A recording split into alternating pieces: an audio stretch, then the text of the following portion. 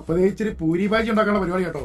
ചെറു ചൂടുവെള്ളവും പാകത്തിന് ഉപ്പും ഞാലിപ്പൂവിൻ്റെ ഒരു പഴമോ കദളിപ്പഴമോ ചേർത്ത് നന്നായിട്ട് മിക്സ് ചെയ്ത് തിരുമി ഉടച്ച് അല്പം റവയും കൂടെ ചേർത്ത് ഗോതമ്പൊടി ചേർത്ത് അല്പം ഓയിലും കൂടെ ചേർത്ത് നന്നായിട്ട് കുഴച്ച് നല്ല പാകത്തിന് മയപ്പെടുത്തി ഇതുപോലെ ഒരു പ്രതലത്തിൽ നന്നായിട്ട് തേച്ചെടുക്കണം കേട്ടോ.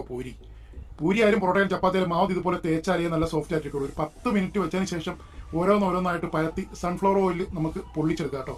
അതിനുശേഷം ബാജി ഉണ്ടാക്കാം കേട്ടോ. ഇതുപോലെ നല്ല ഗോൾഡൻ ബ്രൗൺ കളറിൽ പൂരി പൊള്ളിച്ചെടുക്കാം. നല്ല ഫ്ലേവർ ആയിരിക്കും പഴം ചേർത്താൽ കേട്ടോ. അപ്പോൾ ദേ ബാജി ഉണ്ടാക്കാൻ പോവാണ്. ഓയിൽ ഒഴിച്ചു കൊടുത്തു, ഉഴുന്നിട്ടു, മൂത്തതിന് ശേഷം ഇഞ്ചി, കറിവേപ്പില, പച്ചമുളക്, 2 സവോള, പാകത്തിന് ഉപ്പ്, അല്പം മഞ്ഞപ്പൊടി ഇട്ട് നന്നായിട്ടൊന്ന് വഴറ്റിയെടുക്കുക. അധികം ബ്രൗൺ ആണ്ട. ഈ ഒരു താരിപ്പിൽ നമ്മൾ ഒരു 1/2 കിലോ ഉരുളൻകിഴങ്ങ് പോയി വെച്ചിട്ടുണ്ട്. അത് സ്മാഷ് ചെയ്ത് ചേർത്ത് കൊടുക്കുക. അല്പം വെള്ളത്തോടെ ചേർത്ത് നന്നായിട്ട് ഇളക്കി യോജിപ്പിക്കുക. അല്പം കുരുമുളക് പൊടി ഇട്ട് ഇളക്കി യോജിപ്പിക്കുക.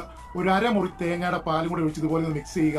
അതിനുശേഷം ടേസ്റ്റ് ബാലൻസ് ആയിട്ട് അല്പം ഷുഗർ, അല്പം ഗീ, ലാസ്റ്റ് കുറച്ച് പച്ചക്കറിവേപ്പില ചേർത്ത് ചൂടോടെ